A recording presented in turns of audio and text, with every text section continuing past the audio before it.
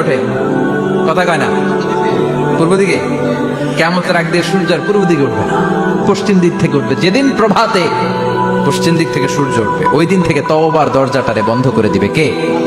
তার আগ মুহূর্ত পর্যন্ত জীবনে যত গুনাহ করেছি, অন্যায় করেছি, চোখের পানি ছেড়ে ক্ষমা চাইলে ক্ষমা করবে কে? শয়তান আল্লাহরে চ্যালেঞ্জ দিছে, আল্লাহ তুমি আমারে জাহান্নামে পাঠাবা, আমিও তোমার বান্দা করে লয়ে একসাথে জামাতে ঢুকমু। একা ঢুকবো না, একা যাবো না, তোমার বান্দাদেরকে সবগুলারে জাহান্নামী বানায়া তারপরে ঢুকমু।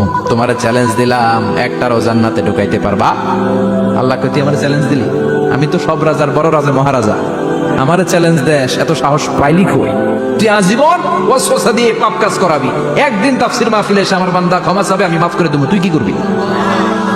আজীবন অন্যায় করবে, আজীবন পাপ করবে, জুলুম করবে, একদিন চোখের পানি ছেড়ে আমার কাছে কান্নার মতো কান্না করলে আমি সব গুনাহ মাফ করে দেব। এজন্য আল্লাহ বললেন, ইয়া আইয়ুহাল্লাযীনা আমানু তুবু ইলাল্লাহি তাওবাতান নাসুহা। ভুল করেছো, তওবা করো, মাফ করবে কে?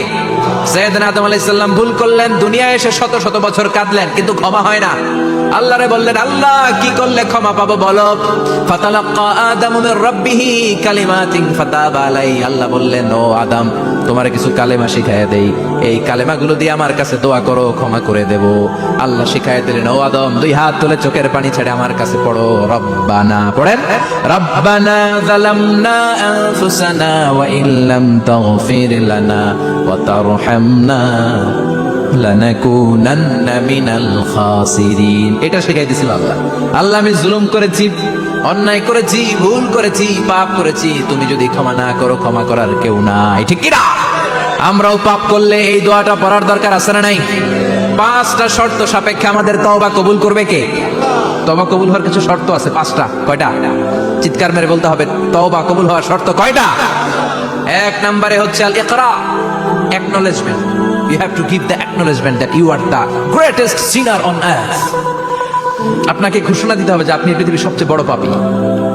1 নম্বর শর্ত, আপনি বলেন যে আল্লাহ, আমার চেয়ে বড় পাপী নাই, আকাশের নিচে জমিনের উপরে আমি সবচেয়ে বড় পাপী, এমন কোন পাপ নাই যেটা আমি করি নাই, ঠিক কি না? 1 নম্বরে পাপের ঘোষণা দেন। 2 নম্বরে আন-নাদাম, নাদাম মানে repentance. You have to be repentant for what you have done. আপনাকে অনুতপ্ত হতে হবে, চোখের পানি ছাড়তে হবে। আল্লাহ আমি লজ্জিত, আল্লাহ আমি নাদান, আমি পিশাচ, আমারে মাফ করে দাও। তার মানে স্বীকার গেলেন কি অন্যায় করেছেন। 2 নম্বরে আপনি অনুতপ্ত হলেন। 3 নম্বরে স্টপ, যেই পাপ করতেছিলেন ওটা থামান, stop what you have done, যেটা করতেছিলেন আগে থামান। আপনি সুদ খাইছেন, অনুশোচনা আসলো, মাফও চাইতেছেন, আবার সুদও খাইতেছেন, হবে? আপনি ঘুষ খেয়েছেন, তওবা শুরু করলেন, আবার ঘুষও খেয়ে যাচ্ছেন, হবে? থামেন, স্টপ। 3টা গেল। 4 number, to hate what you have done, ঘৃণা করতে হবে, যে পাপটা করেছেন মন থেকে ওই পাপটাকে ঘৃণা করতে হবে। 5 নাম্বার শর্ত হচ্ছে to determine that you never repeat this sin again in your life. আল্লাহরে ওয়াদা দেন, কমিটমেন্ট দেন যে আল্লাহ আমার জীবনে পারতপক্ষে এই পাপ জীবনেও করবো না। চিৎকার করে বলেন ঠিক কিনা? তার মানে আপনি স্বীকার যান, তারপরে আপনি অনুতপ্ত হবেন, যে পাপ করেছেন থামিয়ে দিবেন, পাপটারে মন থেকে ঘৃণা করবেন, আর আল্লাহরে ওয়াদা দিবেন, আল্লাহ আর করবো না। এই 5টা শর্তের আলোকে তওবা করলে জীবনের সব গুনাহ মাফ করে দিবে কে? এজন্য আল্লাহ বললেন, ইয়া আইয়ুহাল্লাযীনা আমানু তুবু ইলাল্লাহি তাওবাতান নাসুহা। তওবার মতো তওবা করো, সব গুনাহ মাফ করতে পারে কে? তওবা করবেন তো? রাজি আছেন? কবে করবেন? এই মুহূর্তে তওবা করবা, এই মুহূর্তে আল্লাহর কাছে ক্ষমা চাই, আল্লাহ জীবনের সব গুনাহ মাফ করে দাও। আমাদের দেশে তওবা করার জন্য হুজুর লাগে, কথা কন, পিসা হুজুর, বড় হুজুর, ছোট হুজুর, হাফেজ সাহেব লাগে না? হাফেজ সাহেব, ইমাম সাহেব, এদের ছাড়া নাকি তওবা হয় না। না, এটা ভুয়া কথা। আপনি অনুতপ্ত হন, আপনি চোখের পানি ছাড়েন, আপনি আপনার রবরে বলেন, ক্ষমা করে দিবে কে?